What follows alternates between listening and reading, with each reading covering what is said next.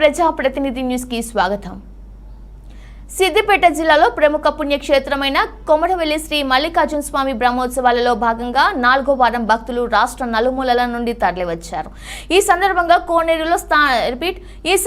కోనేరులో స్నానాలు ఆచరించి గంగిరేగు చెట్టు వద్ద పట్టాలు వేసి బోనాలతో మల్లికార్జున స్వామికి మొక్కులు చెల్లించుకున్నారు భక్తులు. ఈ సందర్భంగా ఆలయ అధికారులు, పాలక మండలి సభ్యులు భక్తులకు సకల ఏర్పాట్లు చేస్తున్నట్లు తెలిపారు. అదేవిధంగా చివరి వారం VIP పాసులు తీసుకుని దుర్వినియోగానికి పాల్పడుతున్న పలువురిపై పోలీసులకు ఫిర్యాదు చేసినట్లు ఆలయ ఈవో బాలాజీతో పాటు చైర్మన్ పర్పాటకం లక్ష్మారెడ్డి తెలిపారు. అనంతరం పోలీస్ స్టేషన్లో నిర్వహించిన మీడియా సమావేశంలో ఏసీపీ వాసాల సతీష్తో పాటు సిఐ ఎల్ శ్రీను మాట్లాడుతూ 4వ వారం సందర్భంగా విచ్చేసే భక్తులకు పటిష్ట బందోబస్తు నిర్వహిస్తున్నట్లు తెలిపారు. అదేవిధంగా గత వారం మల్లన్న ఆలయంలో పాస్ల దుర్వినియోగానికి పాల్పడుతున్న వారిపై చట్టపరంగా చర్యలు తీసుకుంటామని పేర్కొన్నారు. మల్లన్న ఆలయంలో ఇలాంటి సంఘటనలు మళ్లీ పునరావృతం అయితే చట్టపరమైన చర్యలు కఠినంగా ఉంటాయని హెచ్చరించారు.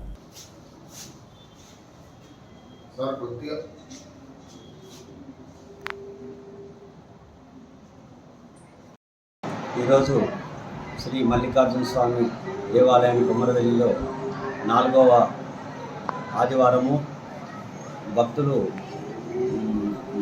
పోయిన వారం కంటే కూడా కొంచెం భక్తుల తాకిడి తక్కువగా ఉంది.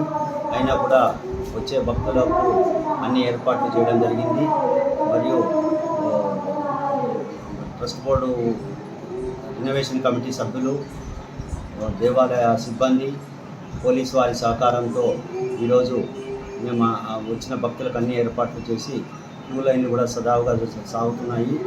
దాంట్లో డ్రింకింగ్ వాటర్ కూడా ఏర్పాటు చేయడం జరిగింది. ఇంకా నెక్స్ట్ వచ్చే అభివృద్ధిలో భాగంగా టాయిలెట్ బ్లాక్లు కూడా కడదామని చెప్పి ప్రపోజల్స్ చేస్తున్నాం. మొన్న గత వారము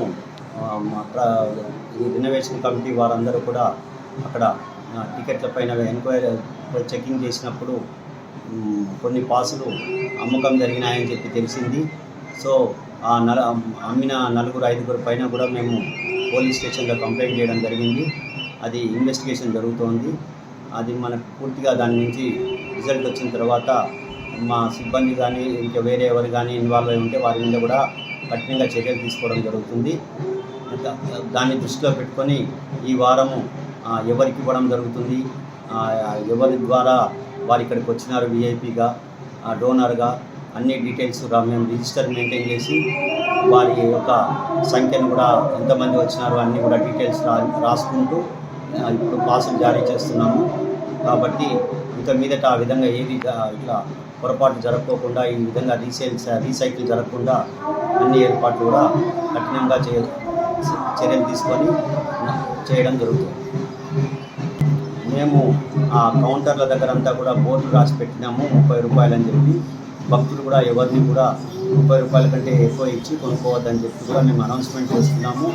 కాబట్టి ఇంకా దాంట్లో ఆ విధంగా కూడా జరగదని చెప్పి నేను భావిస్తున్నాను. కొబ్బరికాయలు మేము 30 రూపాయలు అని చెప్పి కొబ్బరికాయలకు ధర ఫిక్స్ చేయడం జరిగింది. ఆ విధంగా బోర్డు పెట్టి అన్ని షాపుల ముందర కూడా బోర్డు రాయడం జరిగింది. అది మా దృష్టికి రా, నేను వాళ్ళకి చెప్తాను.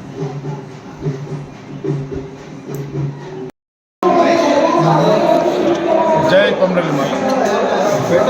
కొమరవెల్లి మల్లన్న 4వ ఆదివారం సందర్భంగా ఏర్పాటు చేసిన సమావేశంలో కొంతమంది విలేకరులు అడిగిన ప్రశ్నలకు నేను భక్తుల గురించి కొన్ని విషయాలు చెప్పాల్సి.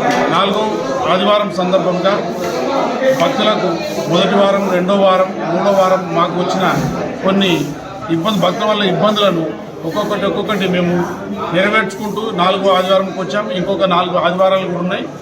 ఇప్పటికీ ఎలాంటి ఇబ్బంది లేకుండా మేము ప్రయత్నం చేస్తూ ఉన్నాం. ఇంకా ఎలాంటి ఇబ్బందులు ఉన్నా భక్తులు మాకు నేరుగా వచ్చి ఈవో గారికి కానీ నాకు కానీ చెప్పితే ఎంబడే దాన్ని ఫుల్ఫిల్ చేస్తామని సందర్భంగా తెలియజేస్తూ ఉన్నాం. అలాగే ట్రాన్స్పోర్టే కానీ, శానిటేషన్ కానీ, భక్తులకు నీటి వసతే కానీ ఎలాంటి ఇబ్బంది లేకుండా అన్ని ఏర్పాటు చేస్తూ ఉన్నాం.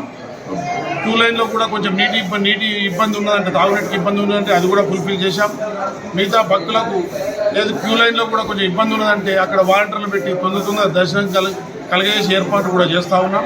ఎలాంటి అవినీతికి తావు లేకుండా ఇప్పటి వరకు దాదాపు 3 వారాలు దాటింది. 4 వారాలకు మనం ఎంటర్ అయ్యాం. 3 వారాలు దాదాపు గత సంవత్సరం కంటే ₹1 కోటి తక్కువ కాకుండా ₹1 కోటి ఆదాయం మనం ఎప్పటికీ ఆర్జించడం జరిగింది.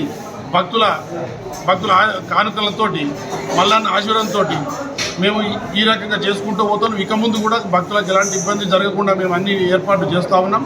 భక్తులు కూడా దేవుని ఆశీస్సులు పొంది మంచిగా క్షేమంగా ఇంటికి వెళ్ళాలని, అలా వెళ్ళే భాగ్యం కలిగించాలని ఆ మల్లన్నను మేము ప్రతి నిత్యం వేడుకుంటున్నాం.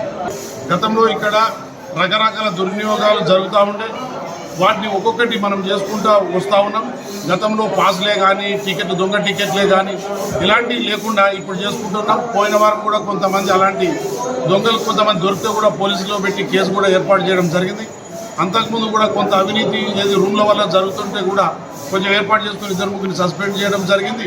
అలాగే ఒగ్గు పూజారులు కూడా టికెట్ కాకుండా వేరే ఎక్కువ అమౌంట్ అడుగుతున్నారంటే కూడా వారి మీద కూడా నిఘా పెట్టి అలాంటి దోపిడీ జరగకుండా కూడా మేము చూస్తూ ఉన్నాం. అలాగే నాయి బ్రాహ్మణులు కూడా పుట్టెంటికలకు వచ్చినప్పుడు వాళ్ళు కూడా కొంచెం డిమాండ్ చేస్తూ ఉన్నారు. వాళ్ళకు కూడా ఇబ్బంది లేకుండా మేము అక్కడ వాలంటీర్లు పెట్టి భక్తులకు ఎలాంటి ఇబ్బంది లేకుండా, భక్తులను ఎలాంటి పీడించి డబ్బులు వసూలు చేయలేకుండా కూడా అక్కడ కొంత నిఘా ఏర్పాటు చేసి భక్తులకు ఎలాంటి అసౌకర్యం కలగకుండా ఏర్పాటు చేస్తాం.